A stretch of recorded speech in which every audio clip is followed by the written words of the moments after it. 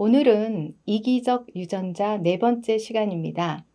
지금까지 진화론의 개념을 배웠다면 오늘은 드디어 그 개념을 현실에 직접 적용해 봅니다.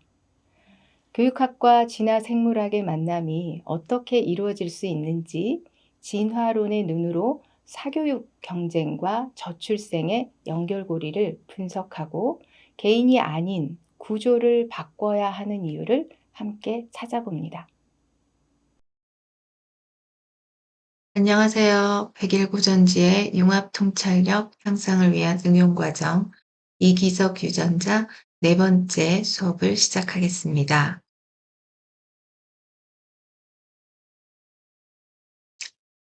이번 수업의 주제는 교육적 난제의 진화론적 해법 찾기, 한국 사회의 사교육 경쟁과 저출생 관계 분석입니다. 거창해 보이지만 쉽게 말하면 우리 사회는 왜 아이 키우기 힘든 세상이 되었을까? 교육비가 너무 많이 들어서 결혼도 자녀도 포기할 수밖에 없는 이 악순환에서 벗어나지 못할까요? 진화론에서 그 이유를 어떻게 설명할 수 있을까요? 이러한 질문을 갖고 한국 교육의 현실을 분석하고 해결 방안을 찾아보고자 합니다.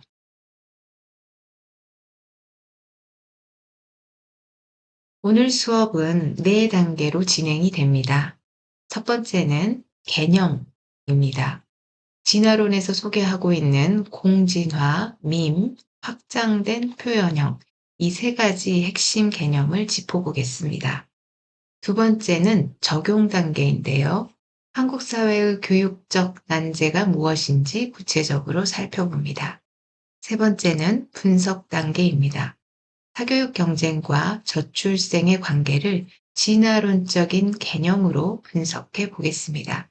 네 번째는 대안입니다. 진화론적 관점에서 어떤 정책 방향을 제안할 수 있는지 살펴보겠습니다. 본격적인 분석에 앞서서 오늘 자주 등장할 세 가지 개념을 정리해 보겠습니다. 진화론의 대표적 개념인 공진화와 이기적 유전자에서 도킨스가 설명하고 있는 핵심 개념을 다시 한번 짚어보겠습니다. 첫 번째는 공진화입니다. 공진화는 여러 종이 서로 변화에 맞춰서 함께 진화하는 과정입니다. 쉽게 말해서 한쪽이 강해지면 다른 쪽도 강해지는 끝없는 경쟁인데요. 마치 군비 경쟁을 하는 것처럼 역동적인 상호작용 과정이지요. 동물의 세계에서 치타가 빨라지면 가젤도 빨라지는 것처럼 말이죠. 두 번째는 밈입니다. 문화적 정보의 복제 단위이죠. 생각, 유행, 가치관 같은 것들이 사람의 뇌에서 뇌로 전달되며 퍼져나갑니다. 유전자가 생물학적인 복제자라면 밈은 문화적 복제자였지요. 공부를 잘해야 성공한다 라는 생각도 일종의 밈이라고 볼 수 있습니다. 세 번째는 확장된 표현형입니다. 유전자의 영향력은 몸 안에만 머물지 않습니다. 비버가 댐을 만들듯이 인간의 유전자는 사회 제도나 문화 구조까지 만들어냅니다. 이것이 확장된 표현형입니다.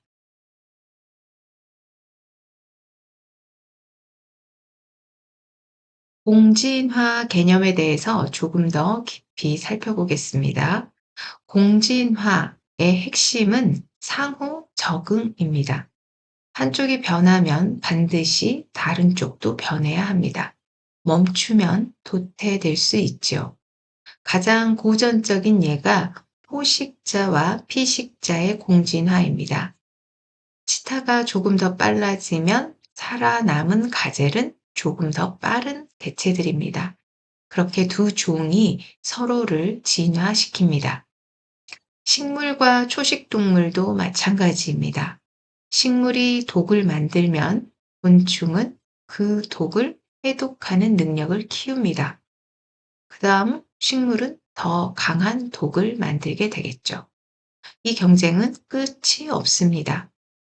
진화론의 공진화 개념은 다양한 사회 분야에도 적용될 수 있는데요. 각 분야별로 사례를 살펴볼까요? 보건의료 분야는 병원균과 항생제의 관계가 대표적입니다. 우리가 새로운 항생제를 개발하면 세균은 내성을 키웁니다. 다시 더 강한 항생제를 만들고 세균은 또 적응합니다. 의료계의 공진화를 말하죠. 사회복지 분야는 복지제도와 사회 문제도 공진화할 수 있습니다. 복지에 사각지대가 생기면 제도를 보완하고 부정수급 방법이 진흥화되면 모니터링 시스템도 발전합니다. 제도와 이 복지의 문제가 서로를 발전시키는 것입니다. 세 번째는 산업기술 분야입니다. 해커와 보안 전문가의 관계를 생각해 볼 수 있죠. 해킹 기술이 발전하면 보안 기술이 발전하고 다시 더 정교한 해킹이 등장합니다. 하드웨어의 성능이 높아지면 소프트웨어의 요구사항도 높아지고요. 이 세 가지 사례의 공통점이 무엇일까요? 어느 한쪽이 이기는 것이 아니라 서로가 서로를 계속 발전시키는 끝없는 경쟁 구조라는 점입니다. 그리고 이 구조는 우리 교육에서도 똑같이 나타납니다. 자, 이제 한국 사회의 교육 현실을 직접 들여다보겠습니다. 제가 교육사회학이라는 수업에서 학생들에게 소개하는 대표적인 책 중에서 에듀푸어 그리고 아이가 사라지는 세상이 있습니다. 제목이 이미 많은 것을 말해줍니다. 아이가 사라지는 세상. 우리가 지금 그러한 세상에 살고 있습니다. 한국 교육이 안고 있는 문제를 정리하면 아마 네 가지로 압축할 수도 있습니다. 첫 번째는 높은 사교육비와 가계 부담입니다. 많은 가정에서 사교육비가 월 수십만 원에서 수백만 원에 달합니다. 이는 단순한 교육 투자가 아니라 생존 비용처럼 느껴집니다. 두 번째는 초저출산과 학교 소멸 위기입니다.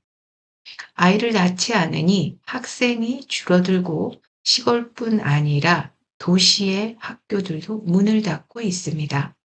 세 번째는 학벌 취득과 가족 형성 사이의 갈등입니다. 좋은 대학, 좋은 직장을 위해 공부하다 보면 결혼과 출생이 자꾸 뒤로 밀립니다. 네 번째는 지나친 학력 경쟁과 학벌 지상주의입니다. 어느 대학을 나왔느냐가 그 사람의 가치를 결정한다는 인식이 사회 전반에 퍼져 있습니다.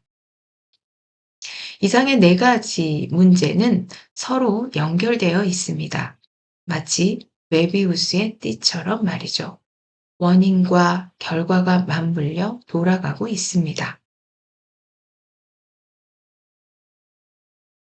구체적인 사례를 하나 더 냈습니다. 여러분, 4세고시라는 말을 들어보셨나요? 영어 유치원에 입학하기 위한 레벨 테스트를 속칭 4세고시라고 합니다. 만 4세 아이가 시험을 봐야 한다는 것이죠. 영어 유치원의 한 달 학원비가 평균 154만 원이 넘는다고 합니다. 더 놀라운 것은 그 준비 과정입니다. 3살 때부터 영어 유치원을 대비하는 과외가 시작된다는 것이죠. 물론 모든 아이들이 여기에 해당된다는 말씀은 아닙니다. 4세에 영어 유치원에 들어가면 5살에서 7살, 이때는 초등학교 5, 6학년 수준의 영어를 공부하는 유아들도 있다고 합니다. 초등학교 때는 의대 준비와 수능, 영어를 동시에 시작하는 아이들도 있다는 것이죠. 중학교에서는 과학고, 영재고에 들어가기 위한 입시를, 고등학교에서는 또 스카이, 의대 입시를 준비한다고 합니다. 시작이 3세라는 점에 주목해 보세요. 아직 한글도 모르는 아이가 경쟁의 트랙에 올라갑니다. 이것이 과연 개별 부모의 욕심이라고만 이야기할 수 있을까요? 아니면 부모가 어쩔 수 없이 선택할 수밖에 없는 구조이기 때문에 그렇다고 이야기할 수 있을까요? 여러분은 어떻게 생각하시나요? 이제 진화론으로 이러한 현상을 분석해 보겠습니다. 첫 번째 분석 틀은 RK 선택 이론입니다. 진화 생물학에서 RK 선택 이론은 생물이 자연 환경에 따라 어떤 번식 전략을 선택하는지를 설명합니다. 먼저 R 전략은 자원이 풍부하고 경쟁이 적은 환경에서는 많이 낳는 전략이 유리합니다. 물고기나 곤충처럼 수천 개의 알을 낳지만 각각의 투자는 적게 하는 것이죠. 많이 나오면 그중 일부는 살아남으니까요. 반면에 K 전략이 있습니다. 이것은 자원이 한정되고 경쟁이 치열한 환경에서는 잘 키우는 전략이 유리합니다.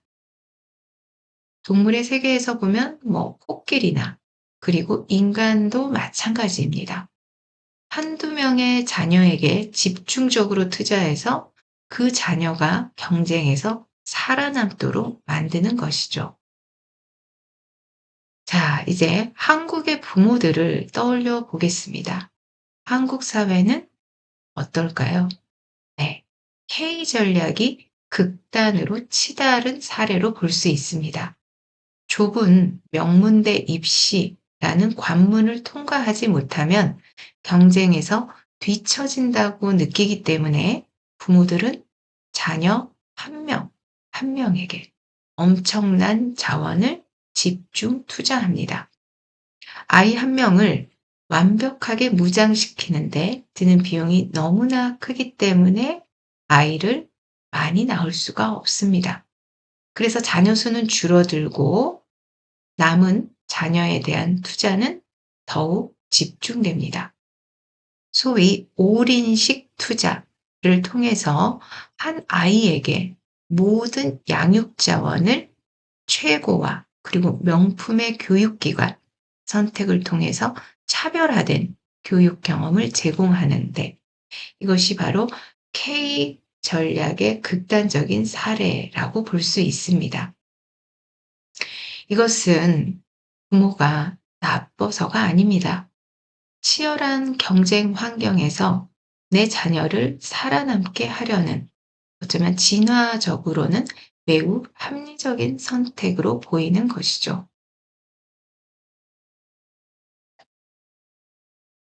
두 번째 분석 개념은 붉은 여왕 효과입니다. 루이스 캐럴의 이상한 나라의 앨리스에 이러한 장면이 나옵니다. 붉은 여왕이 앨리스에게 말합니다. 여기서는 같은 자리에 있으려면 있는 힘껏 달려야 해. 진화 생물학에서 이 개념은 이렇게 적용이 됩니다. 경쟁자들이 모두 함께 발전하기 때문에 내가 가만히 있으면 뒤처지는 것이 아니라 아이의 도태될 수 있다는 것이죠. 생태계에서 포식자가 빨라지면 피식자도 빨라져야만 기존의 생존율을 유지할 수 있습니다. 더 빨라지는 것이 아니라 그래서 앞서갈 수 있는 것이 아닙니다. 그냥 살아남기 위해서라도 달려야만 빨라져야만 합니다. 우리나라의 사교육이 딱 이러한 구조이지 않을까요?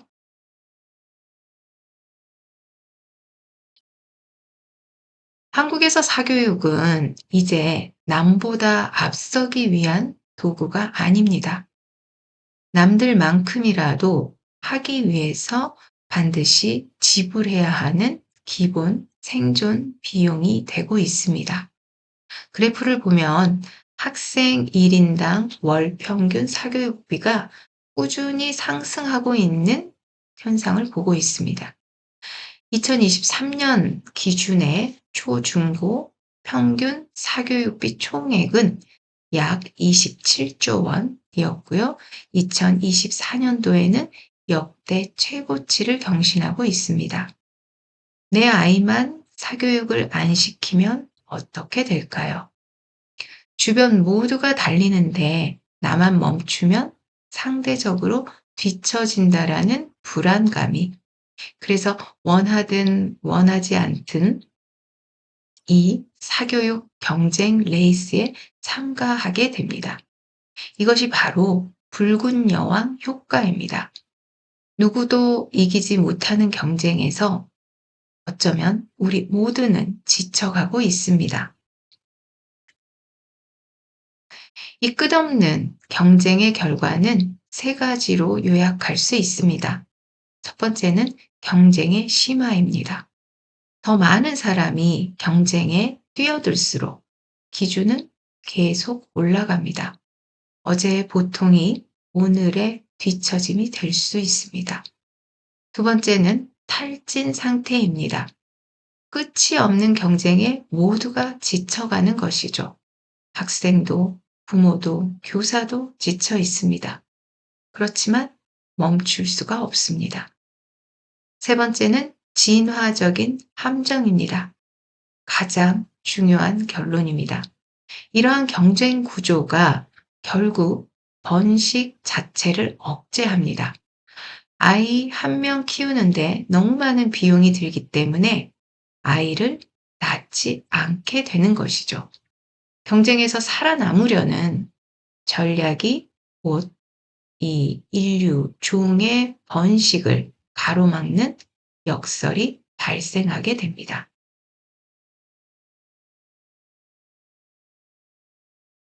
이번 이제 분석 틀은 미인입니다. 한국 사회에서 학벌 지상주의가 어떻게 퍼져나가는지를 밈 개념으로 설명할 수 있습니다. 교육적인 문화 복제자, 즉 학벌 밈은 순수한 학문적 호기심보다는 사회적으로 훨씬 강력하게 작동하는 바로 스펙으로 표현되기 때문입니다. 대학 서열화 밈의 확산인데요.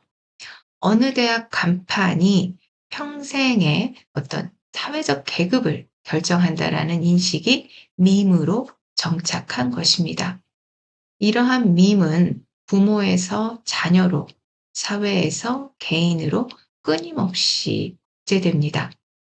명문대 합격 보장이라는 광고 문구 자체가 이 학벌 밈의 힘을 보여주는 것입니다.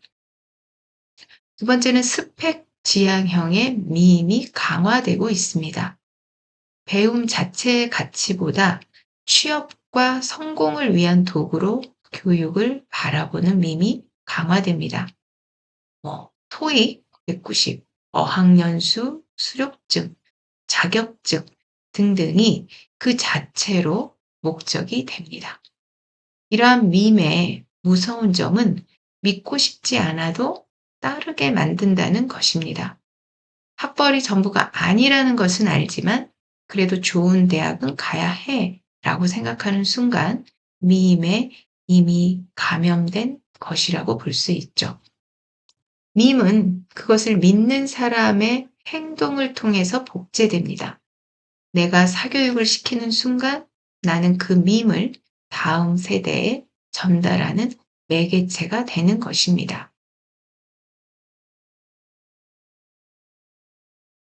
그런데 이제 매우 흥미로운 현상을 살펴보겠습니다. 밈이 유전자의 번식 본능을 억누르는 바로 밈의 반란입니다. 원래 모든 생명체의 가장 기본적인 본능은 번식입니다. 자신의 유전자를 다음 세대에 전달하는 것이죠. 그런데 문화적 복제자인 밈이 이 본능과 충돌할 때가 있습니다. 현재 우리 한국 사회에서 이러한 현상이 드러나고 있는 것이죠. 예컨대 노키즈존 박산 밈입니다. 요즘 세대에서는 자녀는 나의 시간과 자원을 소모하는 존재라는 인식이 밈으로 정착되고 있는 것을 볼 수가 있습니다. 아이를 낳으면 행복하고 이런 것이라기보다는 나의 커리어, 그리고 나의 자유, 내 삶이 희생된다라는 생각이 퍼지면서 출산 자체를 기피하게 되는 것이죠.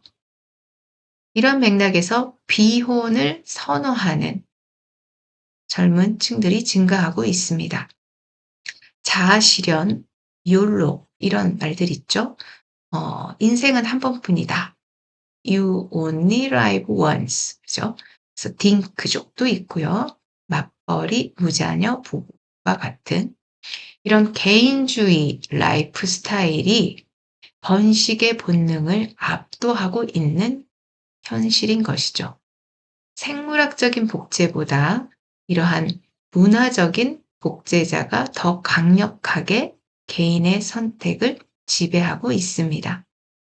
도킨스가 이기적 유전자에서 예언했던 바로 그러한 상황입니다. 도킨스는 이렇게 말했습니다. 우리는 유전자의 명령에 반항할 수 있는 유일한 생물이다. 그런데 지금 한국 사회에서 그 반항이 집단적으로 일어나고 있는 셈입니다. 그 다음 세 번째 분석 틀은 확장된 표현형입니다. 한국의 견고한 학벌 구조와 부동산 시장, 특히 서울, 강남의 파락군 같은 것들은 단순한 사회제도가 아닙니다. 한국인들의 유전자가 수십 년에 걸쳐 만들어낸 확장된 표현형으로 볼 수 있습니다. 비버가 댐을 만들어서 자신에게 유리한 환경을 조성하듯이 한국 부모들은 자녀의 성공을 위해서 학군, 학원과 입시 시스템이라는 거대한 구조를 만들었습니다. 문제는 역설입니다. 이 거대한 시스템의 유지 비용이 너무 비싸진 나머지 정작 그 시스템 안에서 살아야 할 유전자의 복제, 즉 출산 자체를 가로막고 있습니다. 한국의 출산율은 0.72입니다. 그런데 서울의 출산율은 그보다 더 낮은 0.55, 세계 최저 수준입니다. 살기 좋은 곳을 만들려는 노력이 역설적으로 아이를 낳기 가장 힘든 곳을 만들어 버린 것입니다. 이러한 현상의 메커니즘을 단계별로 살펴보겠습니다. 1단계는 서식지 선호입니다. 더 좋은 교육, 더 많은 일자리가 있는 수도권으로 모두가 모입니다. 2단계는 밀도가 급증하죠. 너무 많은 사람이 모이면서 경쟁이 극도로 치열해집니다. 3단계는 생존 비용의 폭등입니다. 집값, 사교육비, 생활비가 천정부지로 오르는 것이죠. 서울의 초, 중고, 월 평균 사교육비는 다른 지역과 비교해서 높습니다. 68.7만 원, 전국 최고 수준입니다. 4단계는 번식 억제입니다. 비용 부담이 너무 커서 아이를 낳기가 어려워지는 것이죠. 5단계가 진화적인 함정입니다. 결과적으로 가장 생존에 유리한 서식지가 동시에 번식이 불가능한 곳이 되는 역설적 상황에 빠지게 됩니다. 서울은 지금 전 세계에서 가장 치열하게 생존 경쟁이 벌어지는 곳이자 가장 아이를 낳고 키우기가 힘든 곳입니다. 이것이 바로 진화적 함정입니다. 여러분, 지금 보시는 이 그림은 한국 사회의 저출생 문제를 두 가지 개념으로 설명하고 있습니다. 바로 진화적 함정과 공유지의 비극이라는 것입니다. 먼저 공유지의 비극이 무엇인지 간단히 설명해 드리겠습니다. 공유지는 마을 사람 모두가 함께 쓰는 목초지가 있다고 상상해 보세요. 양을 키우는 목초지죠. 한 농부가 생각합니다. 양을 한 마리 더 풀면 내 이익이 늘어나겠지. 그런데 마을 사람 모두가 똑같이 생각하면 어떻게 될까요? 결국 목초지는 황폐해지고 모두가 망하게 됩니다. 즉, 개인에게 이익을 추구하고자 했던 합리적인 선택이 집단 전체에는 재앙이 되는 것. 이것이 바로 공유지의 비극입니다. 이러한 논리가 한국의 교육 경쟁과 정확히 맞아 떨어집니다. 수도권 집중, 명문대, 고연봉, 이 좁은 깔때기 안으로 모두가 몰려듭니다. 내 자녀만큼은 뒤처지지 않게 하려는 것. 너무나 합리적인 부모의 선택이죠. 하지만 결과는 어떤가요? 사교육비 폭등, 과도한 양육 비용, 극심한 경쟁. 결국 낳지 않는 것이 합리적인 선택이 되어버립니다. 개인이 살아남으려 경쟁할수록 공동체의 미래인 다음 세대가 사라지는 역설. 이것이 바로 저출산의 역설입니다. 한국의 저출생은 무책임한 개인의 문제가 아닙니다. 지극히 합리적인 개인들이 만들어낸 집단적 파멸이 되고 있는 것이죠. 목초지를 살리려면 개인의 의지가 아니라 규칙과 구조의 변화가 필요합니다. 마찬가지로 저출생의 문제도 개인을 탓하는 것이 아니라 경쟁 구조 자체를 바꾸는 새로운 접근이 필요합니다. 네, 이제 결론입니다. 한국의 과도한 사교육비와 저출생, 이것은 개인의 잘못된 선택으로만 볼 수 없습니다. 치열한 군비, 경쟁, 환경에 놓인 생명체가 살아남기 위해서 선택한 고통스럽지만 매우 합리적인 적응의 결과로 볼 수 있죠.